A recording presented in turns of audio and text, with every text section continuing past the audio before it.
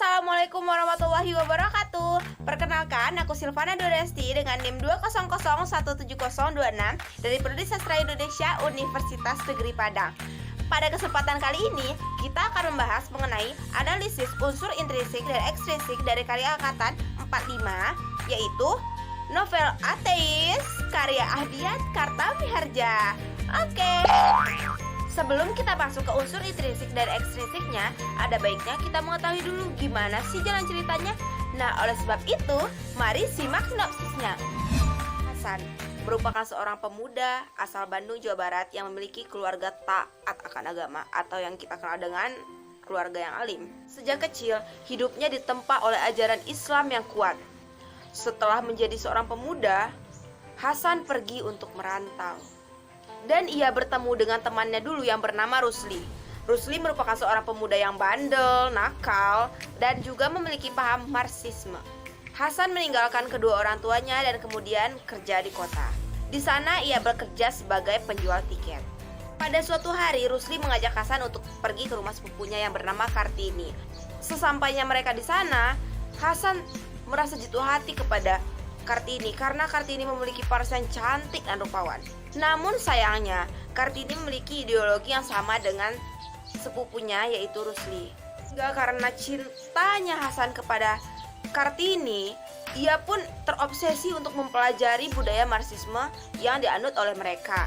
Hingga pada akhirnya Hasan pun masuk ke budaya tersebut, dan Hasan bahkan melupakan Allah Subhanahu wa Ta'ala sebagai Tuhannya. Hingga akhirnya Hasan menikahkan Kartini. Namun kehidupan pernikahan mereka tidak berjalan dengan baik. Mengapa demikian? Karena Kartini memiliki kehidupan yang serba glamor, yang jauh berbeda dengan kebiasaan pribadi Hasan.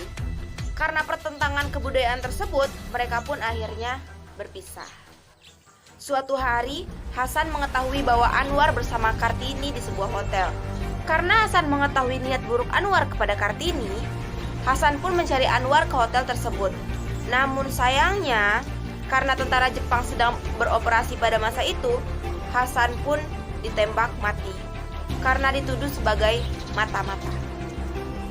Selanjutnya, kita akan membahas unsur intrinsik dalam novel Ateis. Yang pertama, tema. Tema pada novel tersebut adalah persoalan manusia dengan Tuhan Yang Maha Esa, tentang kehidupan agama seseorang yang masih setengah-setengah. Alur pada novel tersebut adalah alur maju, di mana menceritakan seorang Hasan yang awalnya memiliki iman yang kuat hingga menjadi seorang yang ateis.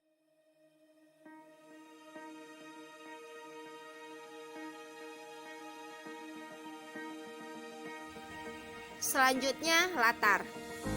Yang pertama, latar tempat. Di kampung Panyederan, bioskop, kota Bandung, kuburan, kota Garut, dan di rumah. Selanjutnya, latar suasana. Yang pertama, mengharukan. Yang kedua, romantis, menyeramkan, menegangkan, dan juga menyedihkan. Selanjutnya, latar waktu. Latar waktu di cerita ini terjadi sekitar tahun 1940-an ketika Belanda dan Jepang menduduki Indonesia, sampai masa menjelang proklamasi. Hal ini dibuktikan dari tanggal pernikahan Hasan dan Kartini, yaitu tanggal 12 Februari 1941. Selanjutnya, penokohan. Yang pertama, Hasan. Sebagai tokoh utama, Hasan memiliki sikap sederhana, lugu, kurang teguh pendirian, dan juga cara berpikirnya belum matang dan dewasa, sehingga imannya belum mantap. Ya Allah, aku merasa hidupku tidak tenang. Pikiranku simpang siur.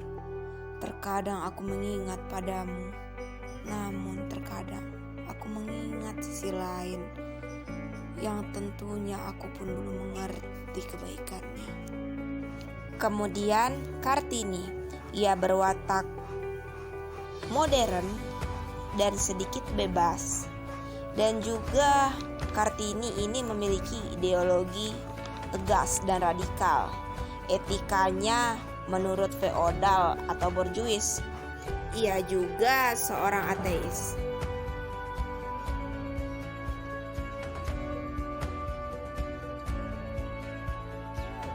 Tidak biasa memakai hal-hal demikian. Rusli, ia berwatak nakal, bandel, dan bebas. Namun di sisi lain, Rusli juga seorang yang dapat menghargai pendapat orang lain. Silahkan San, kalau kamu sembahyang, sembahyang. Tapi kalau aku tidak. Iya San, saya mengerti. Paham yang seperti ini juga cukup menarik San. Bukan cuma paham kau dengan Tuhan kau saja. Lalu Anwar, ia berwatak cakap, ramah, periang, namun ia sedikit kasar dan juga seorang yang tidak percaya adanya Tuhan. Satu kali saya pernah menempeleng bujangan saya. Kalau menurut saya, Tuhan itu ya saya sendiri. Fatimah, ia berwatak baik, rajin, penurut, serta pemalu.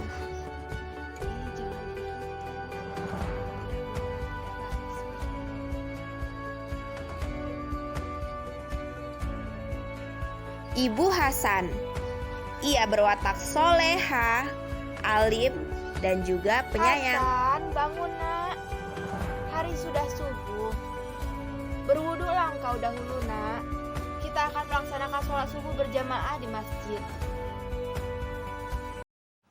Raden Wiradikarta, ia memiliki watak sangat soleh, alim, dan tegas. Bagaimana bisa seseorang yang tidak bertuhan mengaku sebagai keluarga? Tuhan kita tetap Allah Subhanahu wa Ta'ala. Allah. Haji Dahlan, ia merupakan seorang penasehat yang baik. Baiknya Hasan, kau kembalilah ke jalan Allah. Kembalilah Hasan ke jalan yang benar. Karena Allah adalah sebaik-baiknya Tuhan dan Islam adalah sebaik-baiknya agama. Kiai Mahmud, ia merupakan guru tarekat yang baik dan bijaksana. Kenapa saya selalu menyuruh kalian untuk sholat berjamaah?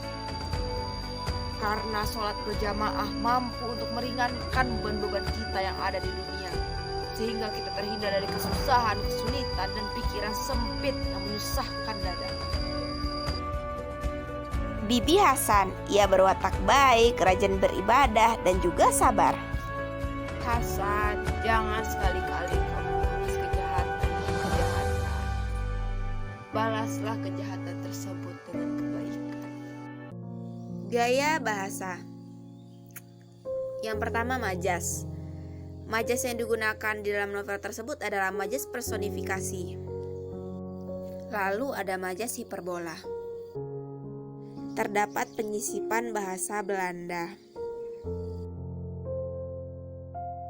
Sudut pandang. Sudut pandang pada novel tersebut adalah orang pertama, pelaku utama, dan pada beberapa bab ada juga yang menggunakan sudut pandang orang ketiga dan juga sudut pandang orang pertama, pelaku sampingan.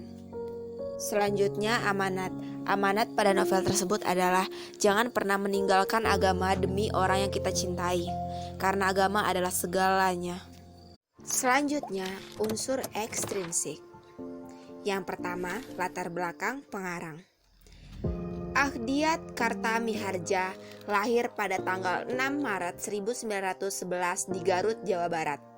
Ayahnya merupakan seorang manajer bank yang memiliki koleksi buku yang dianggap Ahdiat sebagai pemicu minatnya pada sastra. Dia bekerja sebagai jurnalis di awal karirnya. Pada tahun 1949, ia menerbitkan karyanya yang paling penting, yaitu Ateis, yang berpusat pada seorang pria muslim dari Jawa Barat yang bernama Hasan dan hubungannya dengan teman-temannya yang telah dipengaruhi oleh ide-ide asing seperti Marxisme. Buku ini dianggap sebagai salah satu karya sastra modern terpenting di Indonesia. Ateis kemudian diadaptasi menjadi film pada tahun 1974 yang disutradarai oleh Sumanjaya, yang dibintangi oleh Christine Hakim dan Deddy Sutomo.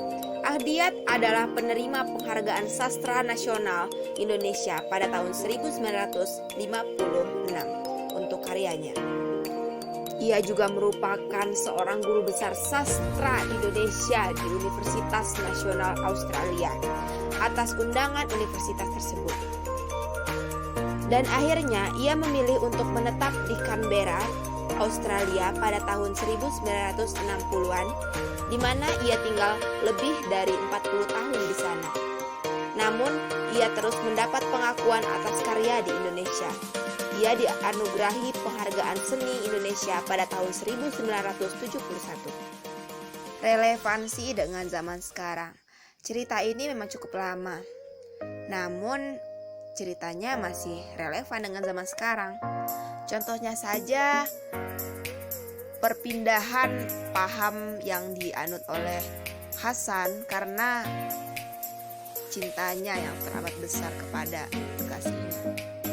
Pada kehidupan zaman sekarang juga banyak orang yang hendak berkorban demi cinta.